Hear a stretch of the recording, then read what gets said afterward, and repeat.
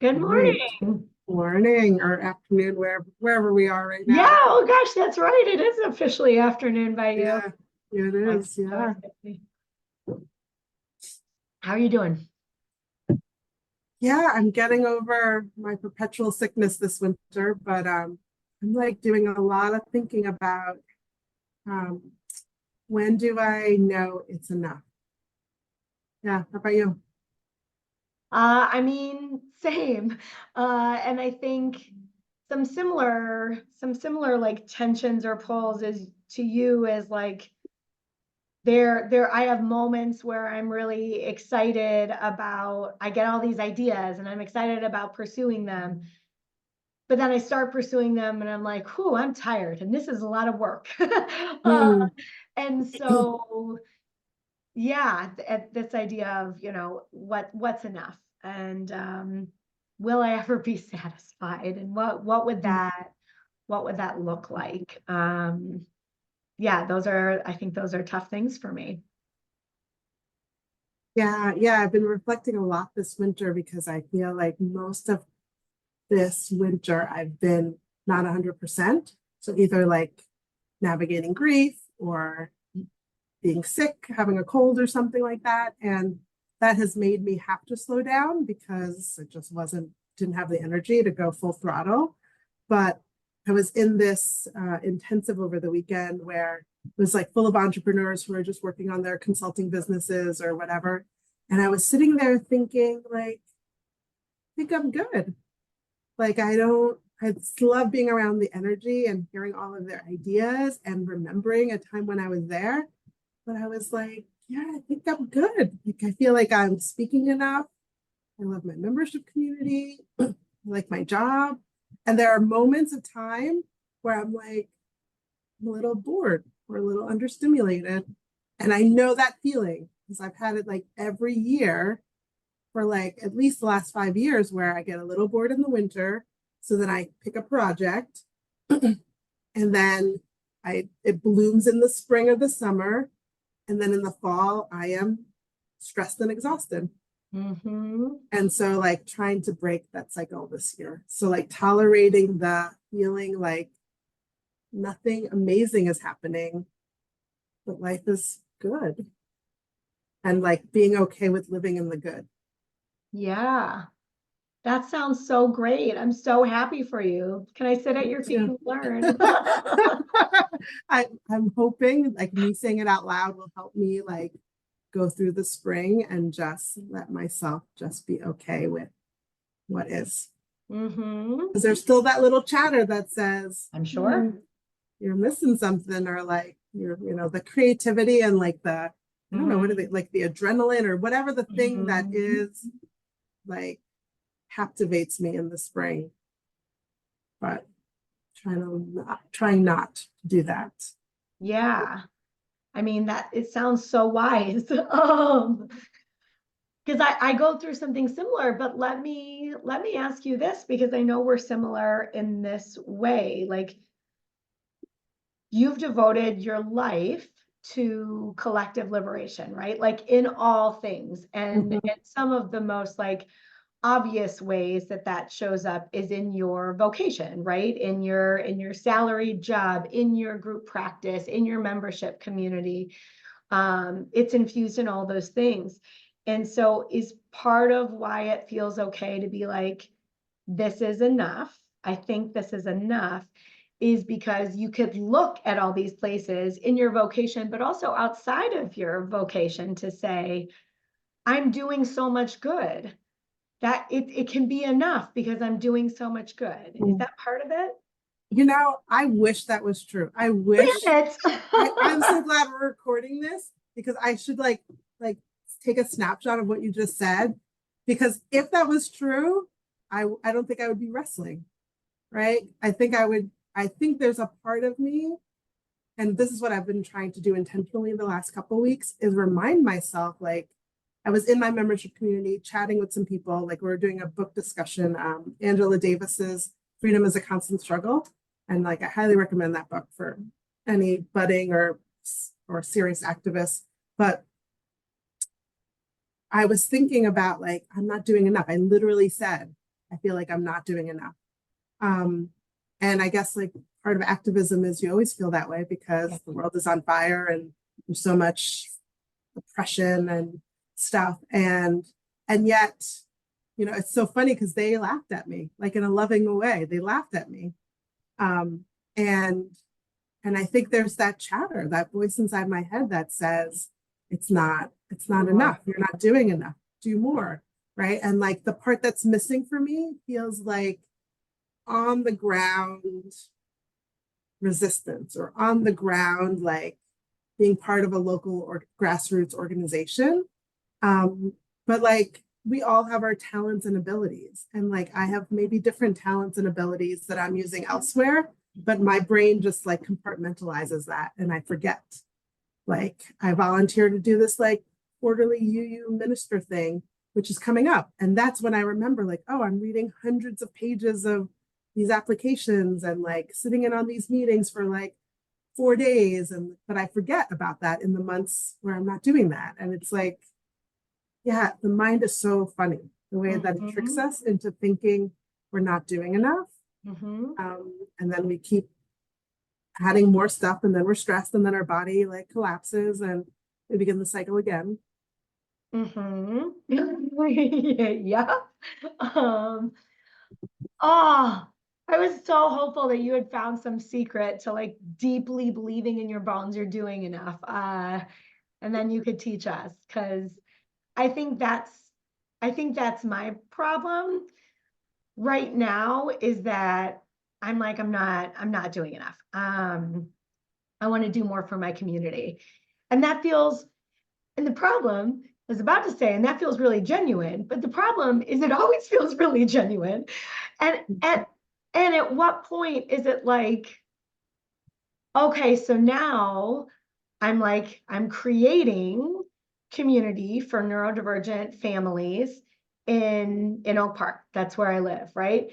And I'm loving that. And it's why I'm a little like manic trying to get like my new office space done, because I want this to be a place where we can gather and build community. And I'm excited about that. Very genuinely. So it's like, okay, like once I get this established, maybe that's enough. Maybe I'll be satisfied. Maybe I can walk away at the end of every day feeling like I'm doing enough. But the issue is that one thing always leads to something else. So I don't know. I know that I'm entering into like this new vocational infusion between personal and professional work, and it's bringing me joy and energy and alignment and all the things, but I'm like, am I going to be a puddle come September and October? Like, how is there a way that I can do this work that does feel life-giving without destroying myself? Like that's where I'm at. I'm not ready to say I think I'm good. I don't. But yeah, can I embark on this like next chapter in a way that doesn't destroy me? Right. And wasn't it spring was your thing and fall was my thing? Wasn't spring like when like soccer or like no baseball? Baseball. Right. Like so wouldn't you know in like a month or two if it's like too much? Yeah, that's true. But the problem is that in a month or two, I will have a feeling, whether it's true or not, of like I'm in too deep. I'm in too deep. I've already like the wheel is turning. Like the ship has sailed. I can't disappoint. Like whatever. Right. So maybe that's the thing, right? Because I'm thinking for me, right? Because September, October are brutal. So I've been trying to like, analyze, like if I rewind back, like where are the crossroads? And and like it's hard for me to believe that it's whatever I decide in February and March that drives how I feel in September and October. So that's why I'm trying here to be like, okay, this is like you're living into not being busy and you're feeling that something is missing. But if you can ride this wave, then maybe the fall is easier because you didn't add a new thing. Right. Right.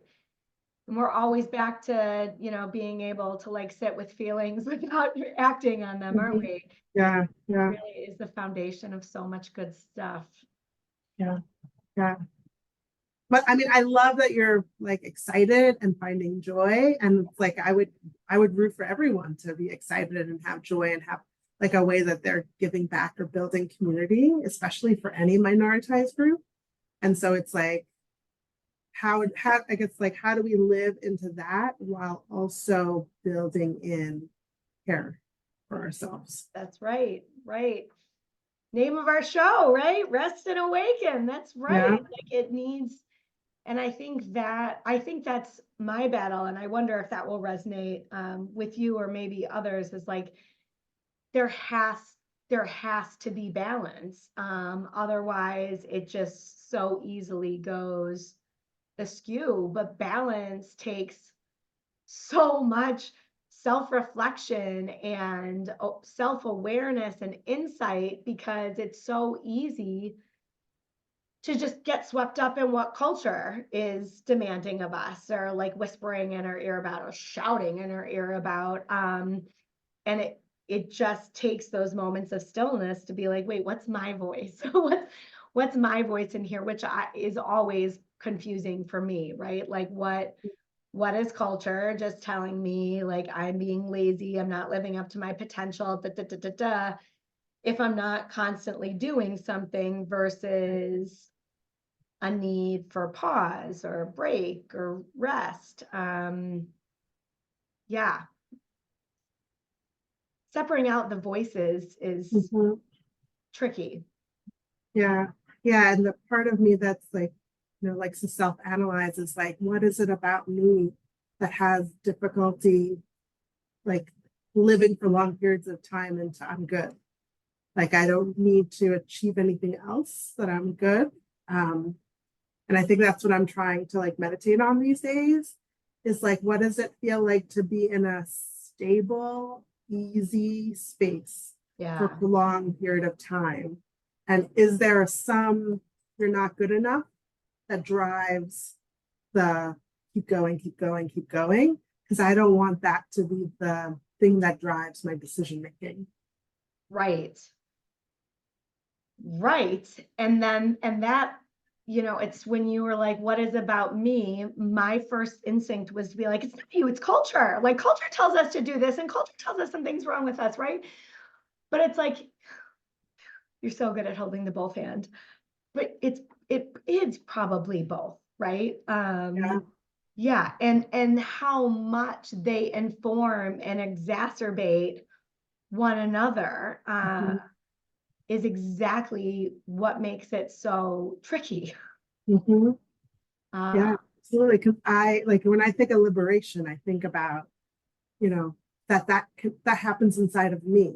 And so, yes, society absolutely like invites us or seduces us or like pushes us to hustle for our worthiness or hustle for like, just can we acquire more things? Right. Consumption. Yeah.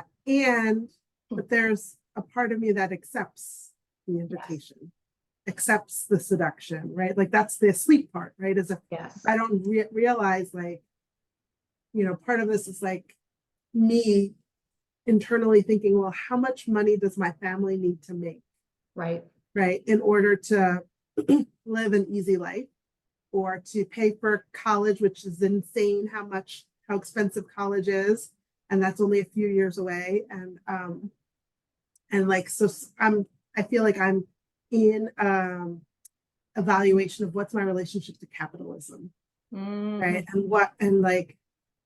And am I playing a game that makes me hustle, which then makes me exhausted, and makes me feel like it's not enough. And so how do I step back or move back to say, yes, we live in a capitalistic society, and so I need to make a certain amount of money, but I could always downsize. We could always go on less vacations. Like we could always like, I said if we ever move to a bigger house, which we did a couple years ago, that I wanted to have someone come and clean our house. Like, it just is like, if you can afford a bigger house, then you should budget that in. Right. And like, I would rather spend my time Questioning. doing other things, right? And Right. it's like, so it's just like part of the mindset of, I've been having some interesting conversation with just cousins about, how big of a house do we need? Like, he went to like he went to Africa, specifically to Senegal, where his father's from. And he was just looking at like how much more you can get in like the global South than you can here in the United States. And like, what is it about the United States that it's so expensive? Yeah. And yet we have all these other benefits and freedoms here in the US that maybe people don't have in other countries. It's like always a trade-off, and trying to think about, yeah, like what am I sleeping through that's causing me stress? That if I was more awake, maybe I could make more intentional decisions. Like, I know I'm never going to be that person who like truly simplifies her life. That is not me. Like, kudos to those people who are able to like totally break up with capitalism. Right. That is not me. But can I be somewhere in between? Right. Those are good things to think about. I start every morning with a few affirmations about what I'm letting go of, what I want to let go of, and what I want to claim. And I'm always trying to let go of victimization. And I am always trying to claim power, agency, voice, choice, right? So that's one of those both ands that is such a helpful reminder of like, it's necessary and helpful to identify what is systemic, right? What piece of this is systemic. But where I feel like I've been getting a little lost in like rage against the systems, in a way that's at the end of the day not helpful for anyone, because I'm just in a cage of rage then. And I then feel like my family and I are like, in terms of like school systems and working through special education and whatever, it is enraging, and I get to feel enraged about that. And I do have lots of power, and I do have lots of privilege, and like, have I forgotten? Where is my agency in every situation? Where is my agency? And loving the idea of thinking about things in brand new ways, right? But it takes so much intentional effort to do that. And I am just humbled every day that like, I am still needing to work on it so much to like, stop thinking in the binary, stop having a victim mindset, stop giving away my power. I feel like I've diverged our conversation, but I really appreciated hearing you say, yes, the systems are what they are, and they try to get us to do X, Y, and Z, but I buy into it. On some level, I must be buying into it if I'm doing X, Y, or Z, or saying X, right. Yeah. Right.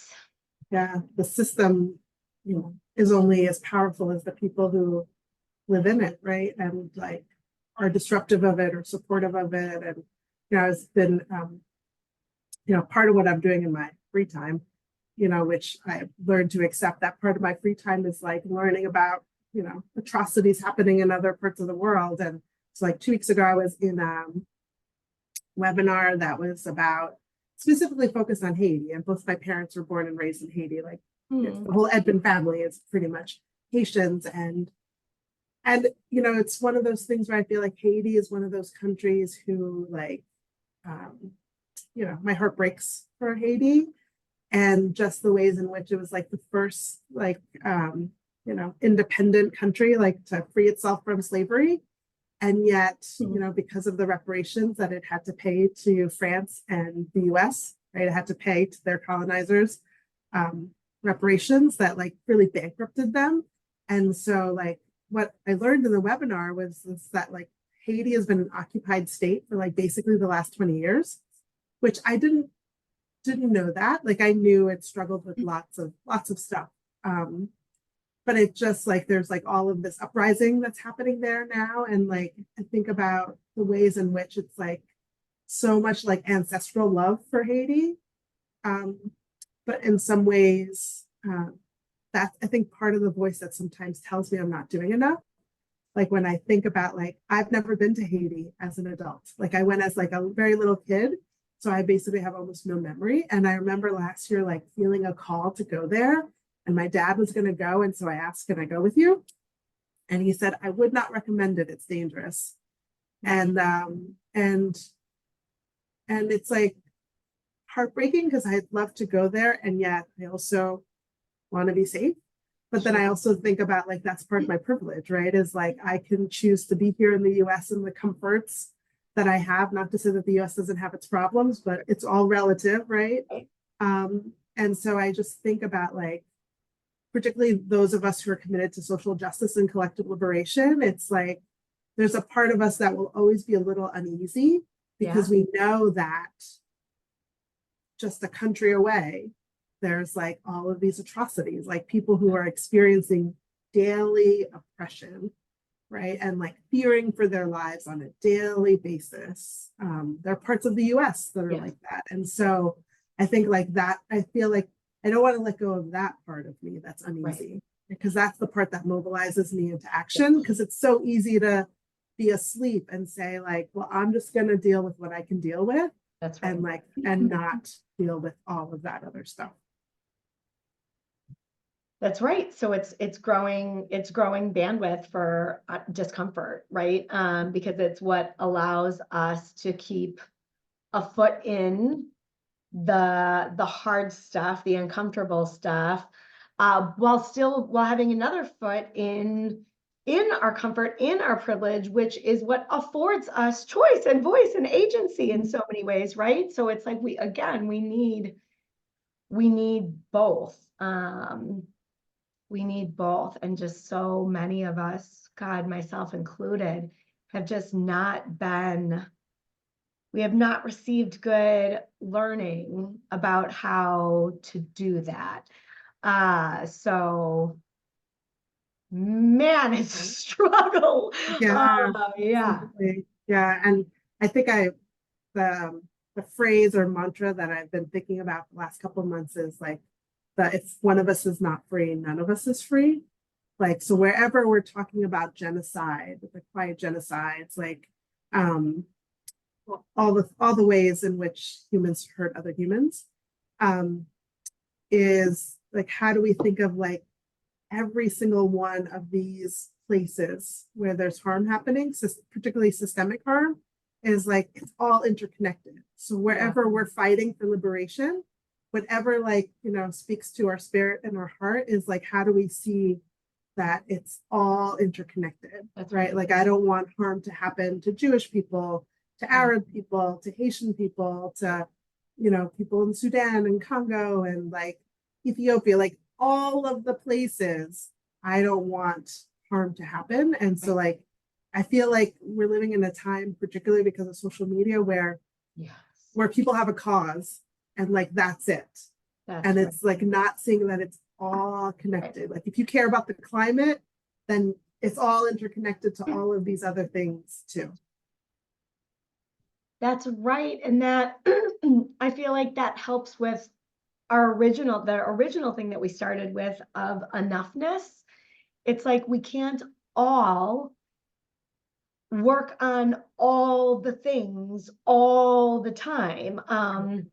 Not possible, not sustainable. So if we deeply believe that we as humans are all connected and atrocities are all connected, that love connects us all, right? That like, then perhaps it's easier to see that like the work that you're doing in your anti-racism community, the work that I'm doing in my geographical community, like it all just goes into a pot of love. And like, and every time we're working to heal ourselves as individuals, and then we're helping to work on, our community and making sure that everybody has what they need to heal and be safe and free, that has a domino effect. I do really believe that, but Yeah. sometimes, yeah. I think of the word you said about love, right? And I feel like, how do we bring love into our social justice movements? Yes, Right? yes. So like, even though we're trying to target systems and maybe people who are powerful influencers in those systems, like, can we do that with love? I feel like in so many of my trainings, I try to bring love into the equation. And it's so interesting how hard it is for people to turn towards love, right? Like, not like, but love. And for me, those are different things, right? It's like, if I can love all of humanity, I don't have to like them. I don't need to have dinner with everybody, but like, can I find that, like, we're all in each other. Yeah. We all coexist. And if one of us is not doing well, then there's a ripple effect of that. That's right. Yeah, that's so right. And social media just, it's a hard space for me to be. I feel like in general, but especially in social justice spaces, because I find that especially like progressive white people, myself included, it's just so easy to be on the like moral high horse and like worry about what other people are doing instead of constantly like turning the finger back at yourself. And it's like, how am I doing the thing that I'm condemning? How does this thing that I say that I hate so much, how does it show up in me? I want to make sure, I feel like I've even done that on here. I was reflecting on some of our conversations on here. I feel like I do that in here. I just want to be really aware of that. And if I'm showing up on social media related to something, to social justice or racial justice or collective liberation, I just want it to be in that, to have that vibe of just radical self accountability, not the, thing that is just, I feel like that's all that social media is. Yeah. Oh, it feels so terrible. Feels terrible. Yeah. It's like the beauty and the curse of it all, right? Like, because Yeah. in so many ways, social media like brings people together. Like, it helps organize, it helps you learn new things, keeps you abreast of what's happening in the world, especially if you're following people who you wouldn't have access to. But then it can quickly turn to dehumanization and silos, and like, sometimes I feel like people are just yelling on their posts, like just yelling. And it's like, yes, it's on fire. Yes, like, we don't need to be calm about it. And how do we like do it from a place of common humanity? Yeah. Right. How many people are actually moved by a Facebook post or Instagram post? Like, usually people are seeing it, are either already agreeing or scrolling past. And I'm just even seeing, you're so right about the benefits of it. And it has given me access to so many incredible leaders, especially in the field of DEI, right? Who are talking about collective liberation. And I get to learn from them because of social media, which I love. And I'm seeing them get exhausted and burnt out by predominantly a white following who are there because they want to reject white supremacy and yet are conducting themselves in ways. And again, it's like, it's so easy to condemn that, but I'm like, how am I doing that? And how can I do something different, right? So that we can be, this is the statement I've been saying in my morning ritual a lot, is like, I need to be the change I want to see in the world, right? Like, didn't Gandhi, I believe that Gandhi said that.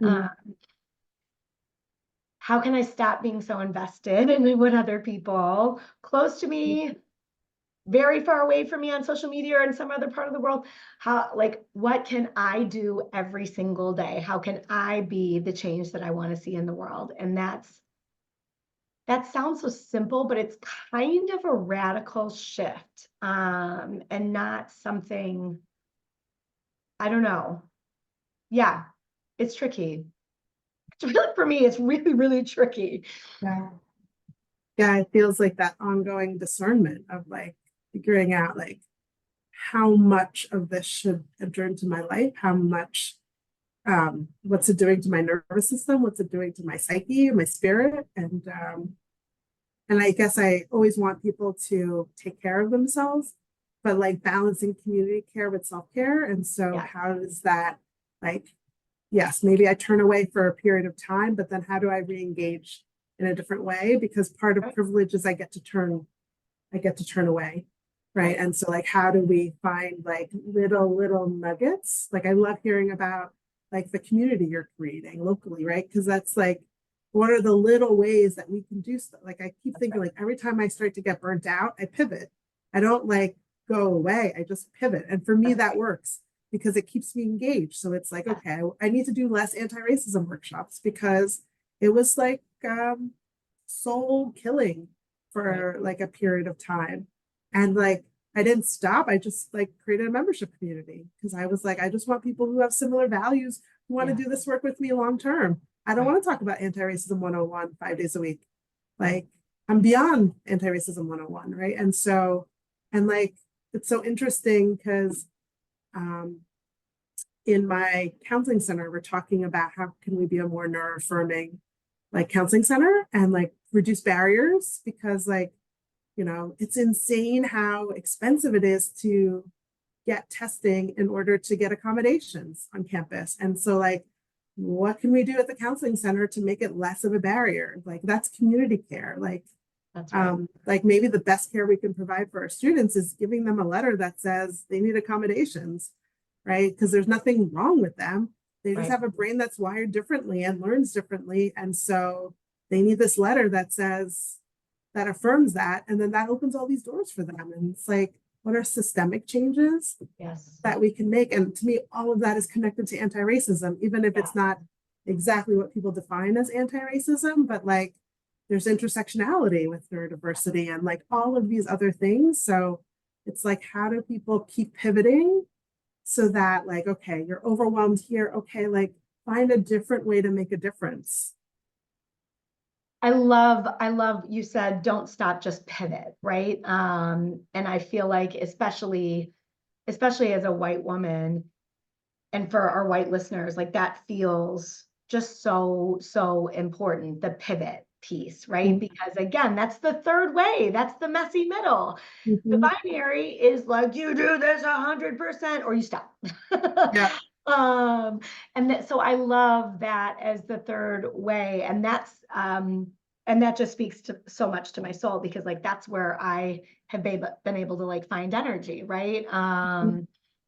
Yeah, the pivot piece is just absolutely huge. And maybe that's the messy middle.